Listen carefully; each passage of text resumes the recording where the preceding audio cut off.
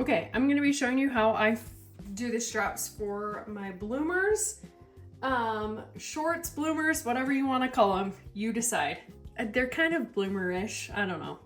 So the easiest way I find to do this, because tension may vary when you're doing this, we have the two, so we lay our bloomers flat and we have our two leg holes. And what we're gonna do to find this center placement is we're gonna place 2 stitch markers per leg hole.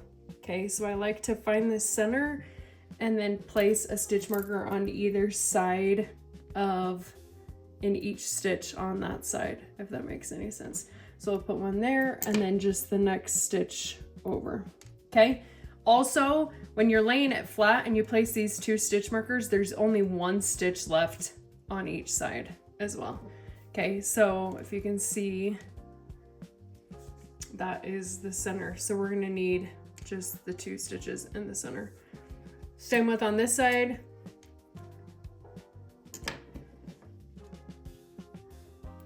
It was hard to explain this in the pattern like how you did it, so I'm like, this is gonna be the easiest way to show in a video. Let me move those stitch markers so you can see them. So that is how I mark. And really, this depends on preference. If you want to put these shorts on your cat first and then place them, you can do that as well. But this is how I find the center, just based on the center of those leg holes.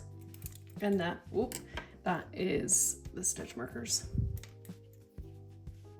Okay, so we are going to be working on the right side first.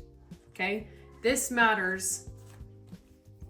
So we're gonna start with this left stitch marker on the right side. Okay, we're gonna take this out and slip stitch into this stitch. This matters because of how the ruffle is gonna lay. Okay, so this is the right side. Okay, but we're starting in the left stitch marker. So we slip stitch and now we're gonna chain 12. Whoops, 2, 3. Goodness.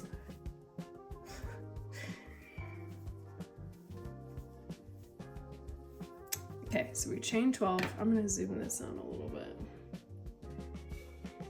So we're gonna chain 12, starting in this second chain from the hook, we're gonna single crochet 11 down.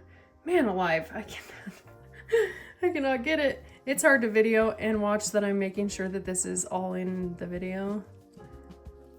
So we're gonna single crochet 11 down.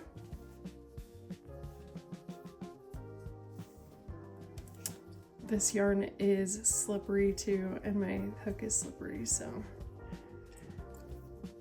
And don't mind the kids in the background. It's summer break over here, so it's hard to find a quiet moment at my house. So, okay, so we single crocheted 11. This is the tricky part because we don't want to slip stitch into these over here, okay? So this is where we finished. What we're gonna do is we're gonna turn over and we're gonna slip stitch into this first stitch marker, okay? So we're gonna slip stitch.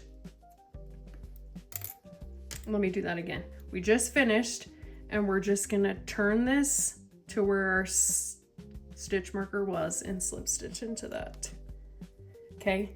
Because we want the ruffle to be, now we're working on this side of the chain, or strap, not chain. Because if we did it this way, then our ruffle would be in the inside, okay? So we just turned, slip stitch. Now we're gonna turn and we're gonna work up. It's a little funky right here, but it won't be for long, okay? Now we're gonna place 2 single crochets in each stitch to get a ruffle. It's like a subtle ruffle. So we're gonna do this 10 times. So 2 single crochets in each of the next 10 stitches. It creates like a subtle ruffle, but not like super tight. Did I do 2 in that one? So 2 single crochets in the next 10 stitches. See how it's getting that ruffle there.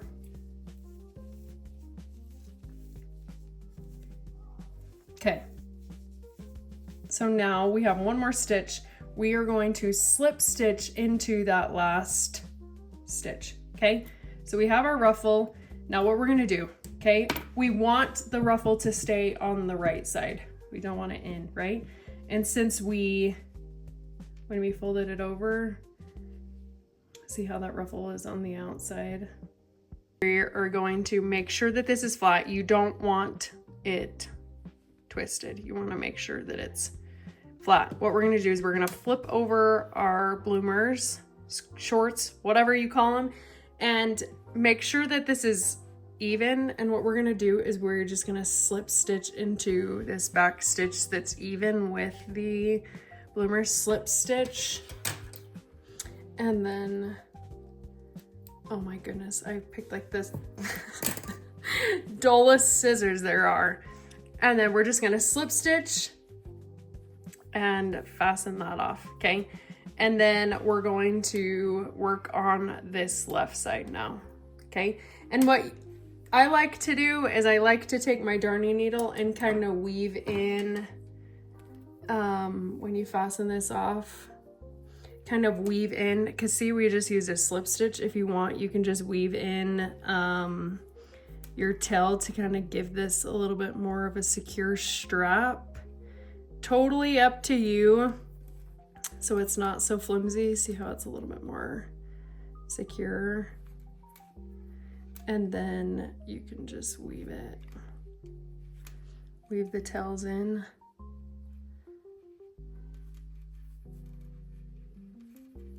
And then you just weave it in. And I will weave that in a second. Okay. Now we are going to be working on the left strap now, and this strap is different because we're going to be working on the left side. With this one, we started with this left stitch marker first, but this strap, we're going to start with this right one. Okay, so same thing. We're going to slip stitch in to our stitch and chain 12. Whoops.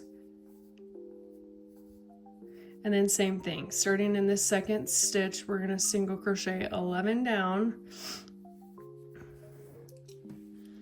You can turn it if you want. And remember, this is all preference and tension. Based on tension, some people are a little bit more tighter, looser. If you want, you can put these on your cat first, and then if the straps aren't long enough, you can add stitches, take away stitches. This is just what works for my cat. Whoops. Okay, so we got 11. Pull that tail a little bit. Okay, so with this strap, we do not turn over. This strap, what we're gonna do is we're just gonna slip stitch. So we just finished off. All we're gonna do is slip stitch into this stitch marker. So slip stitch. And then we're gonna, oops.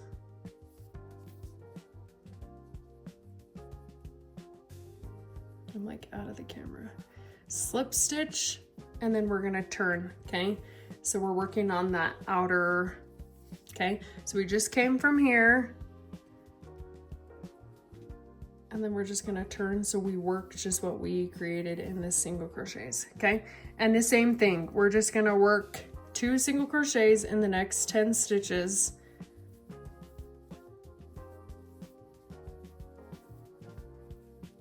And again, that creates that ruffle.